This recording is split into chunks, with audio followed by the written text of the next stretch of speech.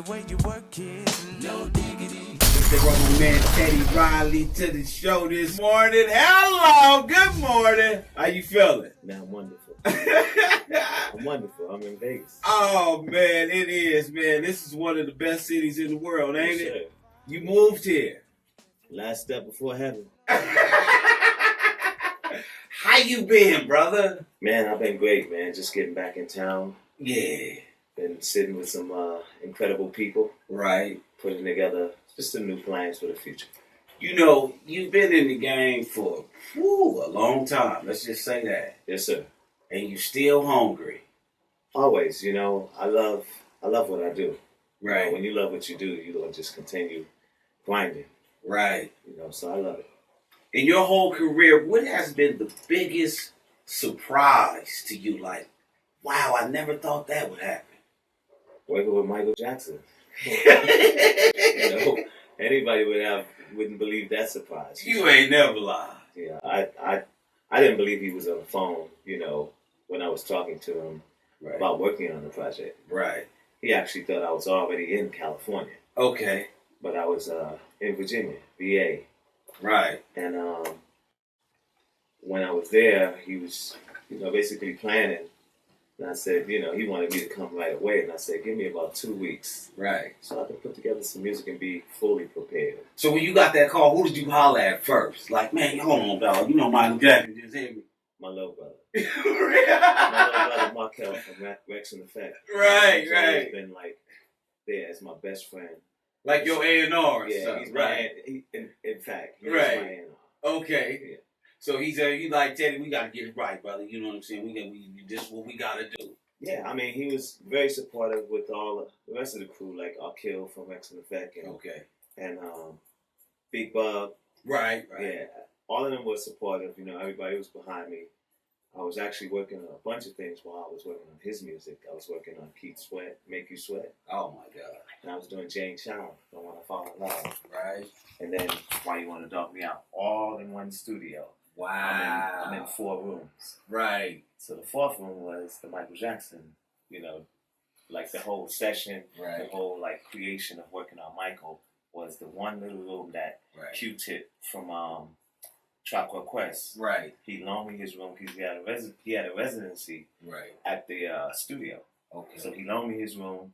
I couldn't tell him what it was about because I had signed an NDA. Right. So I said, you know, off the records, I have to tell you, I'm working on the Michael Jackson project. You know, forget about the NDA. Right. And when I told him that, he was like, oh, go ahead. You know, he gave me the room. Everybody was just so supportive, you know. Right. So I appreciate, you know, Q-Tip and my crew, you know, everybody was behind me. Is there anybody that you worked with that was somewhat comparable to a Michael Jackson? When you was in the studio and you was like, "What? Okay, that Prince. Prince." Yeah, we did Love Signs together. Now, was Prince and Michael Jackson really like rivals, like LeBron James and the Golden State Warriors? Yes. Yeah, you know. Like, I mean, like I'm better than Michael. You know, like like on that. It's been a rivalry thing, right? And also a jealousy thing. Okay. From both sides. Right. So I can't give Michael more than Prince. I can't give Prince more than Michael. Okay. I just thought that they were the most talented people on the face of the earth. Right. And, you know, working with Prince, you know, he kind of showed me that, you know, like the stuff when he sent me his track to work on. I was like, what do I need to do? But I wound up working on the track and he loved it. And, we just went on from there. So that's my experience with Michael. Right. I'm probably the only producer that got to work with Michael and Prince. Now, and I'm the only producer that got to work with LL Cool J and Kumo D. There it is. The battles. Right. You know, everybody's rivalries. It was a point in time, dog, where it was like you were like the most wanted producer probably ever, bro. I mean, what was that like at that particular time in your career? Well, that was the thing that I was so behind, more than being on stage, more than being an artist, was being a producer. Right. So I really put my all into that. I didn't really put my all into being an artist. Right. You know, it just came to me, and I had the backup. You know, Aaron Hall. You know, or Dave Hollister in Blackstreet. You know, as long as I had my dudes, I'm good. You know, I'm in the background, I play the guitar, put it over my face. Right. I really didn't want to be a singer or be with a group, but my manager at the time, when he told me that you got to be visually seen in order for people to know who you are. Absolutely. You know, as a producer. So being the first producer that made it possible for producers to be known.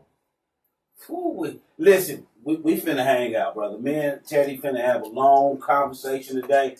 We hanging out right here on Hot 97.5. There's so much stuff that I want to talk to you about, man. Stay right here, y'all. It's Hot 97.5. Don't move. Hey, so Mike and Prince, they was like, you know, arch rivals. They was supposed to have done Bad together. Right. Prince didn't like the lyrics. Right. He didn't like the fact that Michael was saying your butt is mine. He didn't like that. Right. So these are like, you know, some people know. Right. These are like inside secrets, like things that people don't really know. At that time, they were going through it. I was going to ask you that because I seen like an interview a long time ago where they asked Michael Jackson about Prince. He was like, you know, he got to like brush it off. A smirk, like, that nigga ain't nowhere fucking with me. Oh, like, that's what he was saying. Did you see the video? The video of James Brown concert.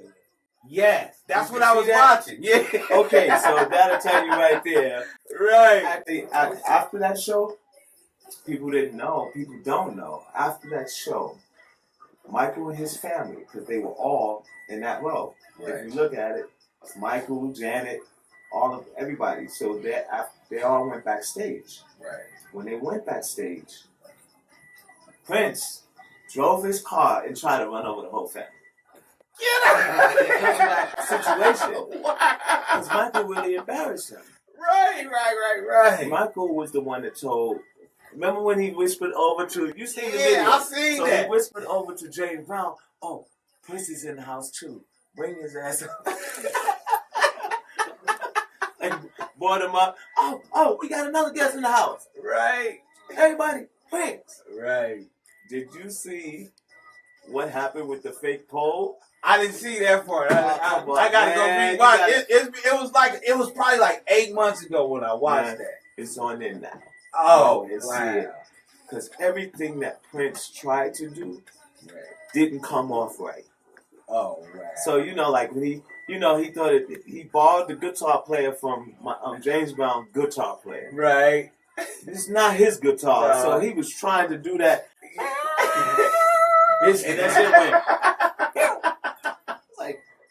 It's like, you know, a gun. When you shoot somebody, it's like a gun. So when that happened, he tried something else. So he took off his glove. You know, he bit the glove with his teeth. And, you know, he take the glove off and he threw it in the crowd. They threw it back at him. Wow. You gotta see that whole thing. I gotta go back. You gotta see the whole thing. Because you never would think like they was like, they had them egos. When you see that video, you know they're big time rivalries. It was like the Kumo D LL Cool J battle. Just like that, but they did it behind doors. Right. Let's see, you know, when I used to listen to your music back in the day, did James Brown influence you a lot? Of course. Hell yeah. And James Brown influenced everybody. He did, man. He was just a day. It was the truth. So yeah, I sampled. That was one of the first records I did. I don't know if you know, Rap New Generation. Okay. That's what I mimicked James Brown on that record. Right. My very first rap record. My thing was I've always been just a music connoisseur. Like my mom bought me a radio when I was 5 years old. I love music. Nice. And I if I didn't do comedy, I probably would have been a music producer or something like that. You know what I mean? Because I listened to, you know, remember back in the day, you used to get the albums and then you would go on the back and you would read who was the producer. Mm-hmm. I was one of them dudes. Okay. You know what I mean? And then if I would see your name on something, I'm like, oh, this shit gotta be hard. Let me buy that. I went to the record store every Tuesday. Wow. and bought music every Tuesday. And I used to make pause tapes. I would take intros from another nigga song, put it on. Remember that, man? Yeah. I used to do that, bro. And I never knew I was going to ever get in the radio or anything like that. But that's how, and I'm just so passionate about music. Nice. When you said that you gave more into your producing than you being an artist, if you listen, you could tell. Yeah. The producing side and making motherfucking star was really your passion. Oh yeah. And you got a humility about yourself it's dope as fuck. Hold on, thanks, man. Appreciate it. Hey! It is Hot 97.5. If you're just tuning in, I am hanging out with the legendary Teddy Riley. We were talking about Michael Jackson, Prince being rivals, talking about this music. I mean, you've been in the game for so long. What do you see yourself doing next? Because all the greatness that you have put out, I would never doubt what you was going to do next was going to be something great too. Well, we have a lot of stuff going on right now. Okay. Getting into the technology business, like, we all, have the opportunity to do some great things to give back. Mm-hmm. So being in the technology business, I'm able to get with companies actually in China, right, to come up with the TRX, Teddy Riley Experience. Okay. Technology.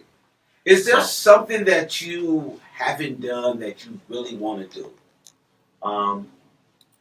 My own films, which is coming. You got to do it. My own films and my book, which is finished. Okay. And we're doing the soundtracks. I appreciate Jimmy Iovine and Dr. Dre. Right. Those folks who my guys who have been behind me since day one. When I was on the same label as Dr. Dre, Interscope, and I had Lil Man Records and Death Row. I had the R&B, he had the rap. Right. So being that we shared, same label, right, and now we're able to do some more things together. It's going to be amazing. A New Jack Swing biopic. Yes. How many days would it have to be? Because New Edition was 3 days. You would have to do like damn near 2 weeks, like a Netflix series. Well, just let me play Aaron Hall. That's all I'm saying. But I can't wait for y'all to see the real, it's actually the new millennium Crush Groove. Exactly. Yeah. And it's really about a young man who grew up in Harlem, right, that had a chance at everything, from the streets, right, to the actual corporate world. How did you feel about the VH1 representing the 90s, that show that aired a couple of weeks ago? Did you watch it? Did you get a chance to check that out? Yeah, I was one of the honorees. I mean, 2007. When you was, why? That's what I've been saying. What did you think about that? I thought it was incredible. I thought it was good bringing the 90s back. It's sort of like educating the new millennials. Exactly. So I think it's a must. We have to. I mean, we were educated to the our 70s. legends. Yeah. You know what I'm saying? 60s. So I think they should be educated to us as the new legends. Okay. So. That I'm just, when you said the movie thing, I just start thinking about everything. Rump Shaker, Guy, Michael Jackson. Oh man, that movie would be a long ass movie, bro. Well, it's not going to be a movie. I have to tell you, a it's not going to be a miniseries. movie. But I have other films that are going to be film based, for the box office. But I specifically want people to know the whole story, not the 2-hour story. Right. I want people to know everything about New Jack Swing, right, and how it started, and how I was raised in Harlem. Right. Really just doing everything like the little kid in Fresh. I remember watching an interview on you a long time ago when you said the neighborhood helped you develop that sound. Like you would be working on music, then you'd be like, "Yo, check this out. Y'all like this? Y'all feeling it? It's good. All right, it's good." I lived on the first floor. Right. So all of my friends and kids who didn't know me, they knew me through my music. Okay. And they used to be at my window just checking out music and just dancing in front of my window. Right. So it was almost like you heard my music from 8th Avenue. Right. all the way on 8th Avenue. It's like, yo, Ted is putting the music on. Let's see what he's gonna make today. That's how it was in the projects. Right. You know. Oh man, we still got so much to talk about, ladies and gentlemen. We got a big ass show going down at the Orleans on December the 2nd. Yes, sir. We gonna talk about that next. And new projects, new artists, new things you working on next. Teddy Riley on the show, ladies and gentlemen. Stay right here. It's Hot 97.5. Good morning. That's me, yo, bro. No, this is 21 Savage. Oh, 21, yeah. How many kids you got? 9, man. This nigga's the raw dog king. My nigga's alive. What's the youngest one? The youngest is 3. 3? Yeah. No, actually 4. He just turned 4. 4. So, he's out in Atlanta. Only one of my kids is here. It's my son. Okay. How old is Teddy? He's 14. 14. What school does he go to? That's probably one of the dopest schools in the nation. Them and Yeah.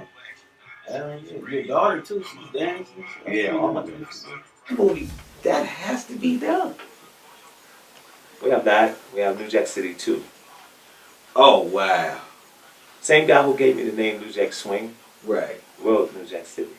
Okay. So I'm getting with him to write New Jack City 2, bringing Nino back. But it's not going to be about him. It's about his son. Wow. Can't wait for you to see. Hey, yeah, you just bring it up to speed of what's going on right now. Damn, that'll be dope. Because I seen an interview where Wesley Snipes said that he didn't want to play another drug dealer, but he took that role because he liked Scarface. Yeah. And he seen the impact that Scarface did, and he felt like, I'm gonna show him, what he murdered that role. I can't wait to see what he's going to do in this film to turn his life around. But he's still got to get back in the game to save his son. It's already done? Yeah, no, it's not. The treatment is done. Okay. We're doing the script, but it's pretty much going to be next level New Jack City, where he comes back and saves his son. Wow. Yeah, that is. I can't wait to see it. Oh my God. Is it gonna be back in New York where they, is that the setting? I was thinking of doing it back in New York so that it could have that same authenticity, yeah. That authenticity. That was such a classic ass movie. Even to this day, it's still dope. It is. It's actually 27 7 years. Yeah. I went to the movies like 5 times and watched that movie. We went to the Chinese Man one day. Then I to the movies with her. My dad got out of jail. We went to movies to go see that movie. Right.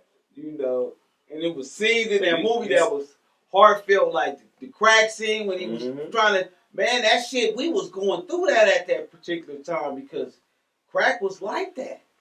When somebody in your family was doing good and then they relapsed.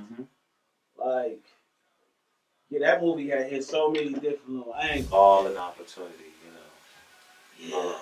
You was on the soundtrack. Guy, Keith Sweat, everybody. Being in the movie, it was amazing. Everybody ate off that movie to this day right now, too. I seen Christopher Williams in a play out here. And on the flyer, they said from New Jack City. Yep. That's crazy. But back then, y'all was just creating some dope shit. You didn't know it was gonna last this long. No one knows, man. But all I did was watch the legends, seeing their staying power. Right. You can only get great from the greatest. Absolutely. So you follow the greats and become greater. You become that staying power. With people still receiving you. Exactly. See, you can still be around, but some people may not receive you. You know what I say? If you're not being received, you're not being you. We don't want to see another somebody. Mm-hmm. We want to see the best you on their level. Mm-hmm. That's what I try to do with my comedy. I'm not trying to be the next Eddie Murphy or the next Martin Lawrence. I'm trying to be the best Mike P. Mm-hmm. on their level. You know, and that's what we need in entertainment is more originality. Mm-hmm. Because I think that the greatest gift of entertainment is when art can imitate life. Yeah. You have an emotional connection to that type of entertainment. Like, I know a motherfucker like that. Or I've been in that, that type of situation. And it's like, the more simpler it is, moments and emotion, people connect with that. Yeah. You know what That's I mean? true. And I just think that nowadays we live in a society where life is imitating art. Motherfuckers is looking at social media all day and then, they going out acting like that. Like, man, who are you though? You gotta be who you are. That's true. You know what I mean? Don't be following these other I'm people. so happy that I came up the time I came up. Right. Because if I'd have came up around this time, I don't know what I'd be. No. Because see, back in that time, it was competitive. it was competitive, Yeah. but there was enough room for everybody. Yeah. So it wasn't so competitive to where you can't get in. Right. It was that competitive where you made the best because you knew, okay, I was Blackstreet, a guy. Right. I knew New Edition was coming, so I had to top their record. I made people like Andre Harrell go back to the studio with Goodfellas. Exactly. And Puff go back to the studio with 112. Right. Because that's how we were. And then Puff would call me and like, yo, what's this new record you got? Right. What record you talking about? Right. He said, no something, no diggity. It's like, yeah. He said, man, everybody talking about this record. Right. So here's where the competitive, where it became like negative, where I had a meeting with Suge. Okay. Right? Right. That meeting with Suge was him trying to get me to join him because Dr. Dre just left him. So he the next best. He wanted to get me to join him because he already had Devontae. Right. And he wasn't showing up. Right. So Right. when that was going down, he came up to see me. I was working on the History album with Michael Jackson. Right. And he came to the penthouse to see me. We're in the room like this, and he's sitting across from me. And the first thing he says to me is, if you can't beat him, join him. Right. I was like, what are you saying? What does that mean? He's like, right. Death Row doing it big. I said, okay, Lil Man is doing it big too. We're just in another world. We're in the R&B world. So he wanted us to join force so I can have control the R&B and pop, and he control the rap. The gangster shit. Right. So when that didn't happen, and this is going to spark your mind, because you probably remember this. Oh, I do. All right. So when that happened, and he said, man, I can get Jimmy Iovine, put Jimmy to put some money on your table tomorrow, put $2 million on your table. I said, I can get Jimmy to put $2 million on my table tomorrow. Right. Or $5 million. It doesn't matter what it is. It's just that I would never do that. Right. I'm about righteousness, man. Absolutely. My people and my family is about righteousness.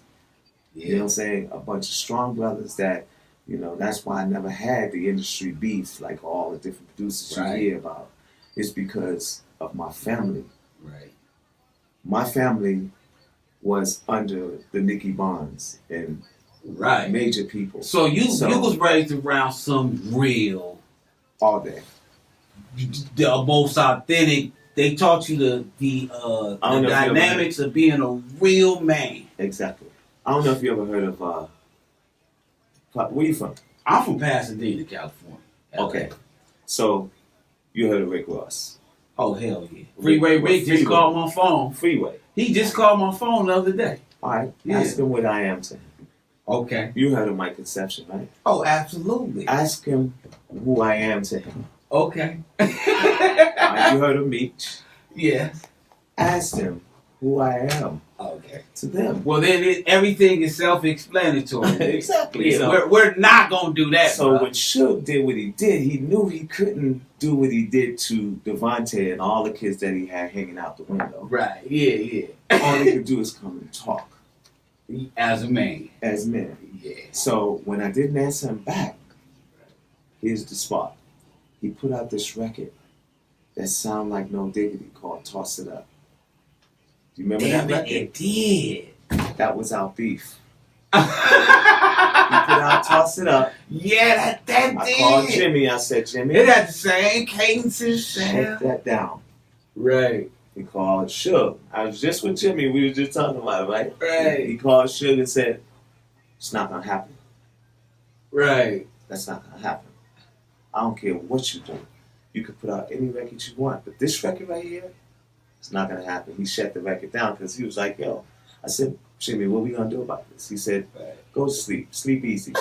I'm going to shut it down. He said, go to sleep. Wow. Yeah, see, So that's the competition. I was going back to the subject of competition. Right.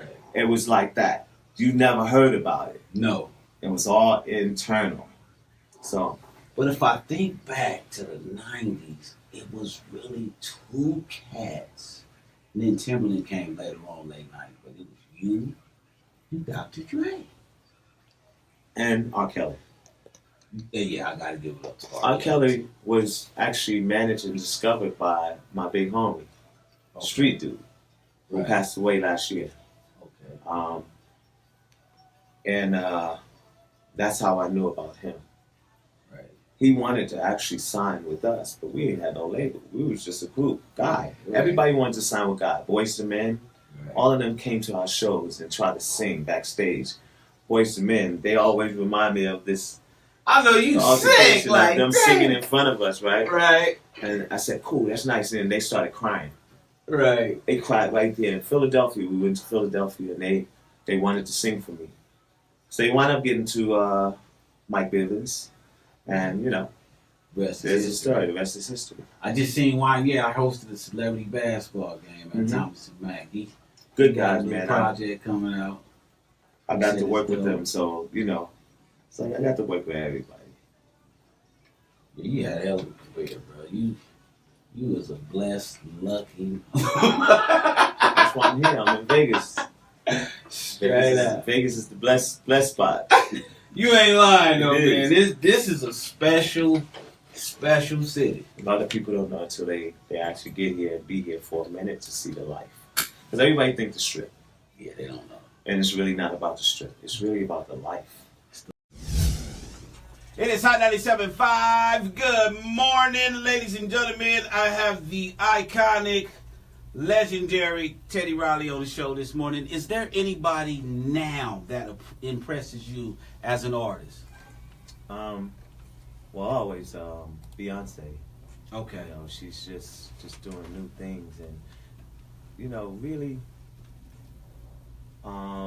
surprisingly to probably a lot of people out there, I like with the artists like Jennifer Lowe Okay. and who else? What's the other girl? It's a new girl. She was the internet sensation, but now she's like, she to me is huge, and a lot of people don't even know. And she's maybe no more than 25. Her name is Her. Her. You ever heard of her? Never heard of her. Oh my God! Go Dope as online, hell. go on Instagram, Right. and check out H.E.R. Her. Check her out, Okay. and how little kids are like going to her concerts. She's packing 5,000 to 10,000 seaters herself. What? Now, as a producer, it's 2017. Somebody's listening to the radio right now and they're looking for an opportunity.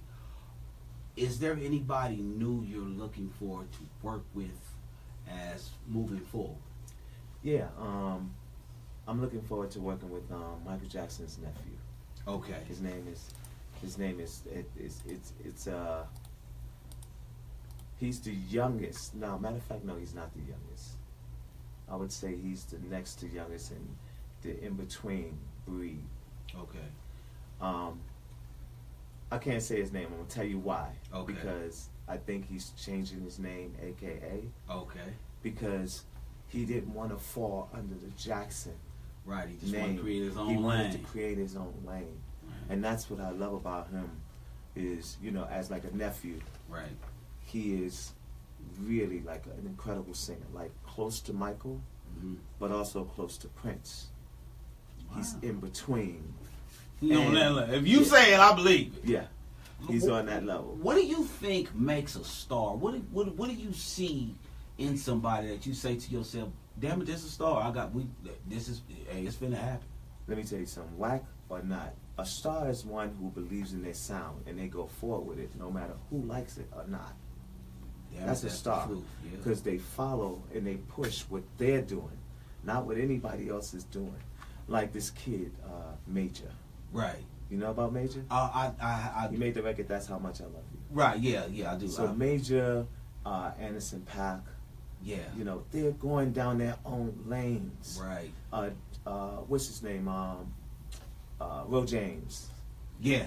Going down his own lane. Yeah. And at the same time, you got people like Weeknd, who you think sound like Michael, but he's really down his own lane, Yeah. doing something totally different. It's like- a Michael feel, but it's his thing though. Not this latest record. That native type record. Yeah. It's a smash, but he's coming his own way, just like Bruno Mars. Yeah. Bruno Mars is just like, I'm gonna pick up the pieces from the 90s, the 80s, and the Yeah. 70s, and I'm gonna recreate this whole new synergy. Yeah, it's like he put a 70, 80, 90 gumbo together. Yeah, And put everything in it. exactly. And that's what make them superstars. Right. Most superstars are not the superstars until the music becomes a star. So that's Right. why I always tell people that it's about the music. Right. It's the music that have to become a star in order for you to become one. Right. And that's why I just stand behind my music. Right. I stand behind my sound. Right. I don't try to be like the tribes and Rob, all of right, that. right. I don't fall into that. Right. I'll let my nephews and everybody else do that type of stuff. Right.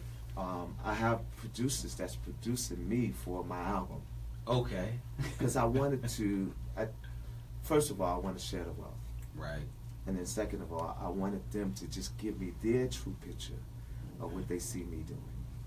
Wow. When it's all said and done, what do you want people to remember you for? My music, and remember me for me, who I've been, to this world. I created, I'm the only producer to create my own genre. Damn it, that's the truth. I'm gonna remember you And, for that and your goatee. You always had crispy goatee all the time. Everybody say, but I can't give myself that credit. Okay. I have to give it to Rudolph Isley. If everybody look up Rudolph Isley. Okay. And my father, my biological father, Right. always had this. So, Right. but I never followed him because it wasn't there for me. Right. I followed Rudolph because he was like, of the Isleys, he was the coolest one. Right. Everybody knows that. When he passed away, I dropped a little tear because it's Right. like, the big homie dropped, Right. But that's how, that's who I followed when it came to the goatee, All right. And everybody think it's me. But it's all good. December the 2nd, ladies and gentlemen, we are putting together a remarkable show. Go ahead, Ted. Let them know who's all on the show December the 2nd at the Orleans. Now, I know it's Blackstreet and Guy. Right. And Faith. Yes. And I think Monica. Yes. Donnell Jones. Yes.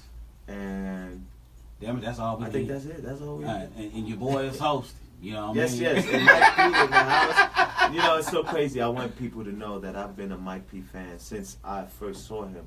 Right. At the lounge, the hookah lounge. Luna Hookah Lounge. Luna Hookah Lounge. Yeah. And when I first went there, Right. I had to get all the way in the back because I didn't want him to be like, yo, Teddy around in the house, yep, and all the crazy. Yeah. And then it wound up happening anyway, and it was, very tasteful but funny. Right. It's so crazy. I came there with somebody, right, one day. This is an inside joke, y'all. This is so inside. But I came there with somebody that was, affiliated. Yeah, it was an affiliation. I ain't know nothing from nothing. But when I heard, when he busted out, yo, my man Teddy Riley in the house with da-da-da. Right. I was like, whoa. That's funny. And then, already knowing that you have the radio station on lock, I was like, okay, I'm probably going to be on the radio tomorrow. But that was the time, that I really enjoyed being here in Vegas even more because when you get to fellowship with people, cool people, that's a great feeling, that's a great look. It makes you feel like, okay, this is the place I need to be. Because I really feel like the people here are so cool. They are. I mean, really cool. I got, some people up north that I got to know, like my man Cassio and Mac and my man Red. These are the guys that when I started coming here, when I came here, and we came to the actual club, that's who I was with. I'm with. And then I got Jimmy who's doing the actual concert. Right. He's good friends. Dr. Dave and Prozac. One of them is like my brother. I call him my street frat brother. Hey man, I want to just thank you once again for bringing your energy, your legacy, and who you are to the show this morning. Anything you need from me, brother, I'm here for you. Man, thank you. I'm just happy you're on this show with us. Yes. I really want you to do your thing. That's what I'm going to do. People get ready for it. I want to say Las Vegas, I love y'all. And thank y'all for having me and receiving my energy. Ladies and gentlemen, Teddy Riley. Stay right here. This is Hot 97.5. I like the way you work it, no diggity.